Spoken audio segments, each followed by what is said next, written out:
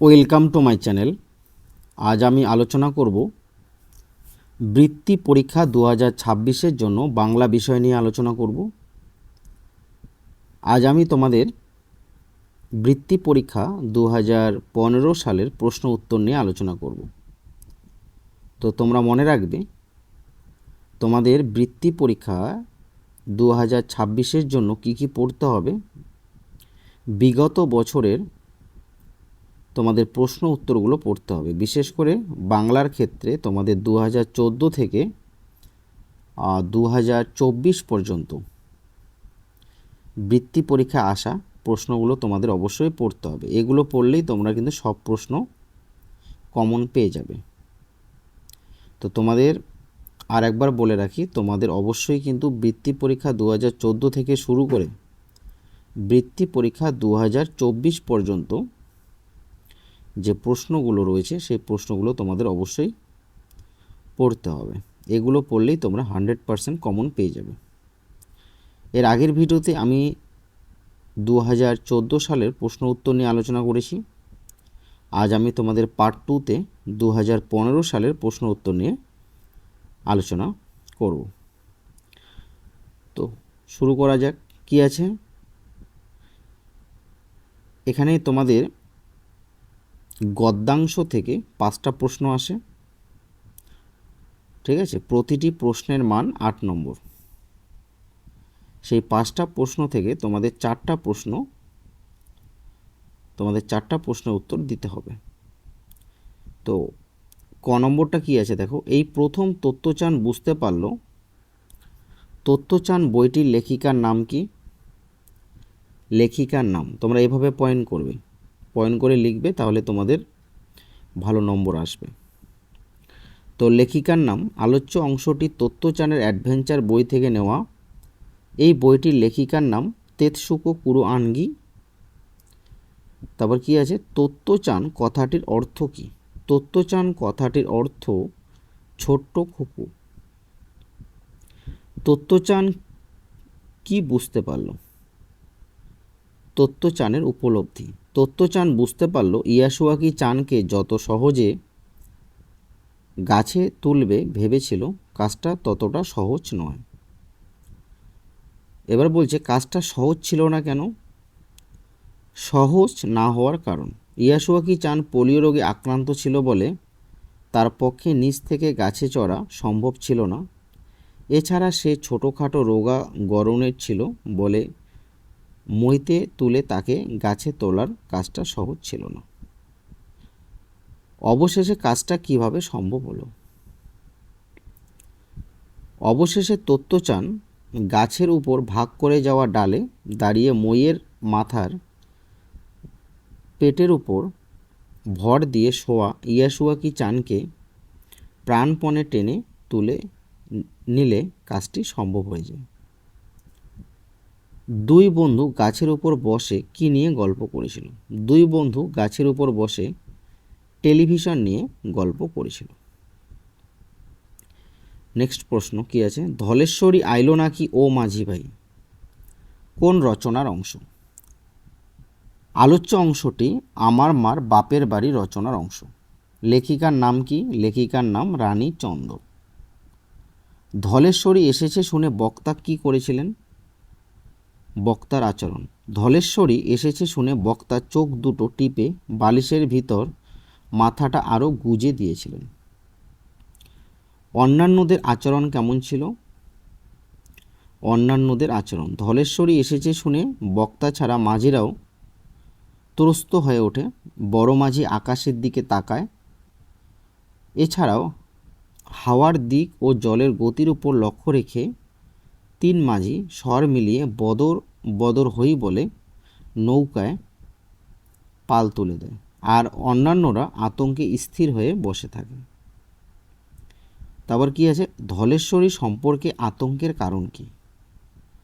আতঙ্কের কারণ, ধলেশ্বরী খ্যাপা নদী, তালে বেতালে চলে, ঢেউয়ের ধাক্কা এলোপাথারি এদিক ওদিক থেকে লাগে, এর ফলে চলার তাল রাখতে পারে না।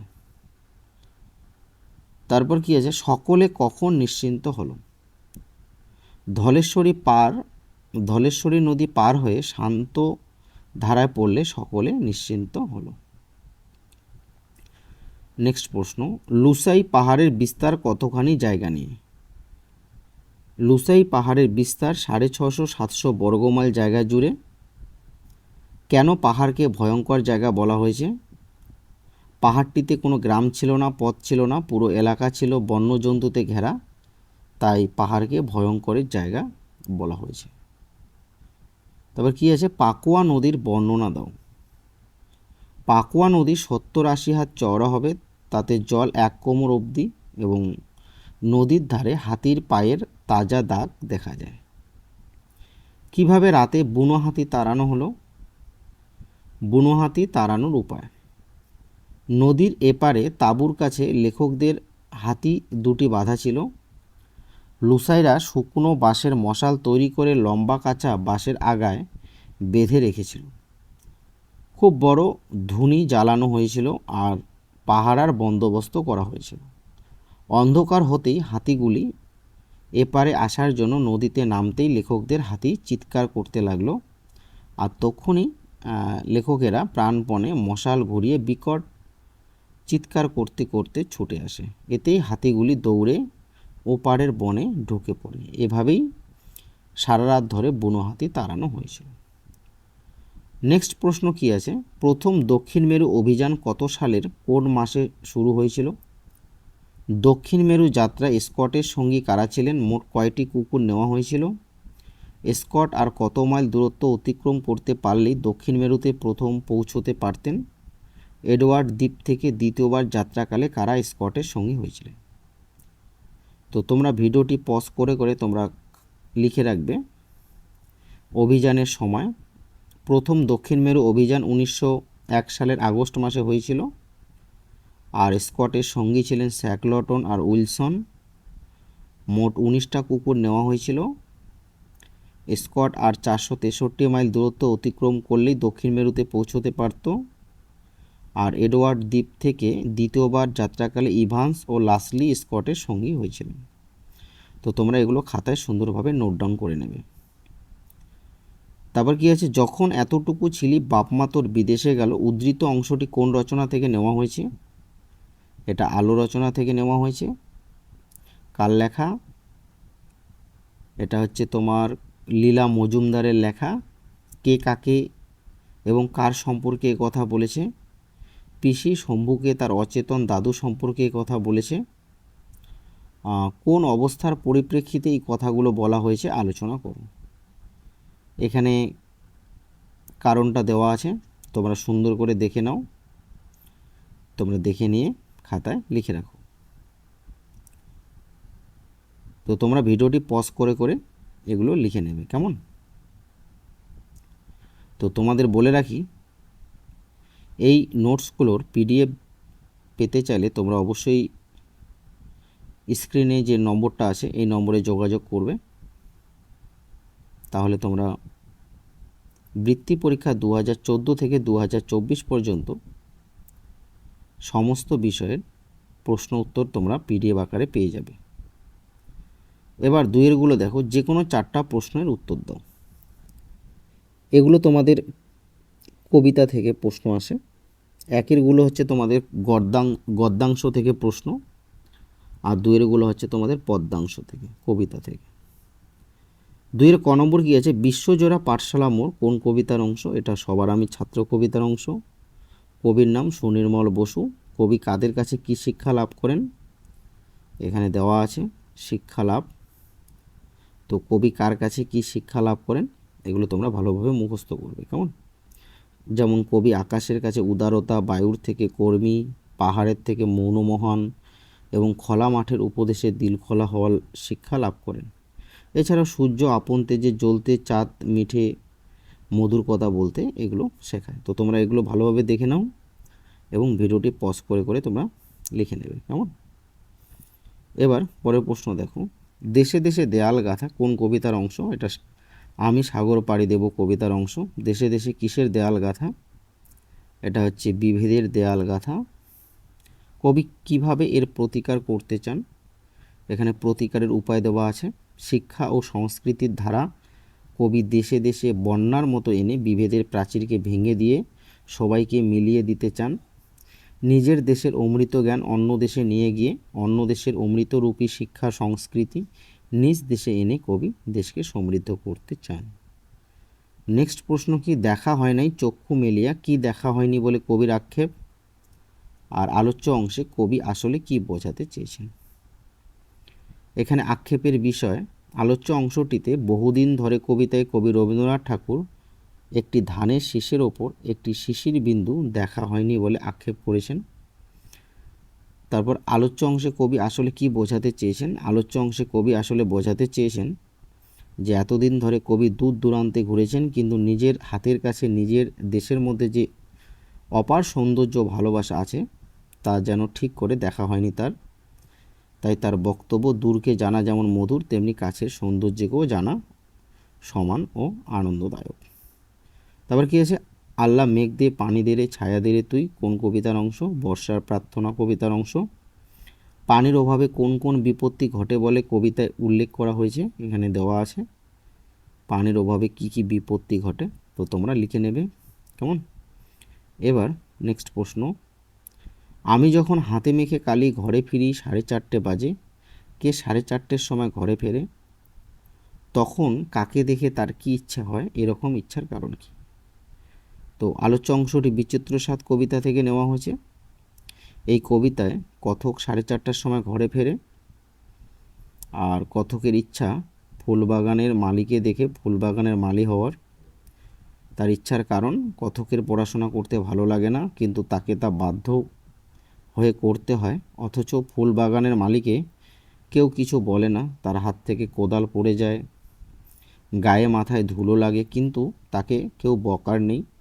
মা তাকে নতুন জামাকাপড় পরিয়ে গায়ের ধুলোবালি ধুয়ে দেয় না। অর্থাৎ সে সম্পূর্ণ স্বাধীন এবং স্বাধীনভাবে কাজকর্ম করে, তাই কথকের এরকম ইচ্ছা হয়েছে। তো 2015 সালে তোমাদের এই কবিতাটি এসেছিল। কবিতার নাম খরবায়ু বয় বেগে, কবি রবীন্দ্রনাথ ঠাকুর। তো এই কবিতাটি তোমাদের বইয়ে দেওয়া আছে, তোমরা পড়ে নেবে। তারপর তোমাদের ব্যাকরণ থেকে প্রশ্ন আসে। কী কী প্রশ্ন আসে দেখো, অর্থ লেখো, এখানে অর্থগুলো দেওয়া আছে। তো তোমাদের যে কোনো 6টি লিখতে হয়। তো খাসা মানে বেশ বা চমৎকার, বেঘোরে মানে অচেতন বা সংকটে, আমন্ত্রণ মানে নিমন্ত্রণ বা আহ্বান, আঁখি মানে চোখ বা নয়ন। এই যে বাকিগুলো তোমরা দেখে নেবে এবং সুন্দরভাবে নোট ডাউন করে নেবে। তারপর তোমাদের বাক্য রচনা আসে। এই বাক্য রচনাগুলো তোমরা লেখা প্র্যাকটিস করবে। তারপরে বর্ণ বিশ্লেষণ প্র্যাকটিস করতে হবে। কী কী বর্ণ বিশ্লেষণ এসেছিল? অন্ধকার, আস্পর্ধা, ব্যস্ত, বাগিচা, নিমন্ত্রণ। তারপরে বিপরীত শব্দ, যে কোনো 6টা বিপরীত শব্দ পড়তে হবে তোমাদের, যেমন ভালো, খারাপ বা মন্দ, দুর্বল, সবল বা শক্তিশালী, গৌরব, অগৌরব বা লাঞ্ছনা। তো এগুলো নোট ডাউন করে নেবে। তারপর কি আছে, এলোমেলো বর্ণ আসে তোমাদের। এলোমেলো বর্ণগুলি সাজিয়ে শব্দ গঠন করতে হবে। যেমন কী কী এসেছিল? টেলিভিশন, উৎসাহ, নিমন্ত্রণ, পালোয়ান, গুরুগম্ভীর। তারপর লিঙ্গ পরিবর্তন করো। লিঙ্গ পরিবর্তন তোমাদের পড়তে হবে পুংলিঙ্গ থেকে স্ত্রীলিঙ্গ বা স্ত্রীলিঙ্গ থেকে পুংলিঙ্গ। যেমন ভাই বোন, বাঘ বাঘিনী, পাঠক পাঠিকা, কবি মহিলা কবি, সাহেব মেম, পিসি মশাই পিসিমা। এবার এক কথায় প্রকাশ করো। যে সব কিছু খায়, এক কথায় কি বলবে? সর্বভোগ বলবে। ভিক্ষার অভাব কি হবে? দুর্ভিক্ষ। দয়া আছে যার, সদয়। দেখা যায় না যা, অদৃশ্য, যিনি শিক্ষাদান করেন শিক্ষক।